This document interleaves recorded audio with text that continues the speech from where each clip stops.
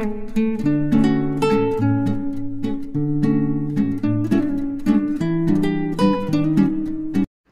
Back to my channel. ఈరోజు 10th class సోషల్లో per capital income అంటే ఏంటో తెలుసుకుందాం. పర్ క్యాపిటల్ ఇన్కమ్ అంటే average income of each person in a country. ఒక కంట్రీలో ఒక పర్సన్ యొక్క యావరేజ్ ఇన్కమ్ని తెలిపేదాన్ని పర్ క్యాపిటల్ ఇన్కమ్ అంటారు. అది 1 ఇయర్లో, ఒక ఇయర్లో ఒక కంట్రీలో ఒక పర్సన్ యొక్క యావరేజ్ ఇన్కమ్ని పర్ క్యాపిటల్ ఇన్కమ్ తెలియజేస్తుంది. అది ఎలా క్యాలిక్యులేట్ చేస్తాం? పర్ క్యాపిటల్ ఇన్కమ్ క్యాలిక్యులేట్ చేయాలని total income of the country యొక్క total income by total population of the country. ఆ కంట్రీ యొక్క total income by total population of the country చేస్తే మనకి per capital income of per person average income వచ్చేస్తుంది.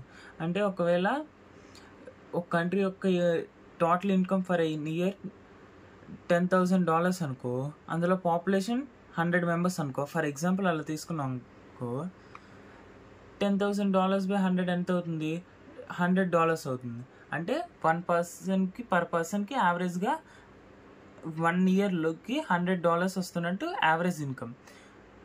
దీన్ని ఎలా calculate చేస్తాం అంటే, national income of an country $10,000 అనుకో, అందులో పాపులేషన్ 100 మెంబర్స్ అనుకో, 10,000 బై 100 ఎంత అవుతుంది?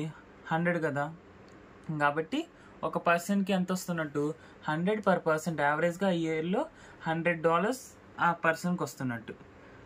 ఇది ఎవరి చేత ఉపయోగపడుతుంది అంటే వరల్డ్ బ్యాంక్ దీన్ని యూజ్ చేస్తుంది. దీనికి కంట్రీస్ని రిచ్ అండ్ పూర్గా, కంట్రీస్ అన్నవి రిచ్ అండ్ పూర్గా డివైడ్ చేయడానికి వరల్డ్ బ్యాంక్ దీన్ని యూజ్ చేస్తుంది.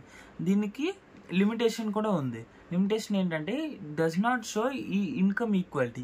ఇది యావరేజ్ ఇన్కమ్ చూపిస్తుంది అంతేగాని ఇన్కమ్ ఈక్వాలిటీని చూపించదు. పర్ క్యాపిటల్ ఇన్కమ్ అన్నది ఓన్లీ ఒక పర్సన్ యొక్క యావరేజ్ ఇన్కమ్ మాత్రమే చూపిస్తుంది. ఇన్కమ్ ఈక్వాలిటీ అన్నది పర్ క్యాపిటల్ ఇన్కమ్ చూపించలేదు. Thank you for watching.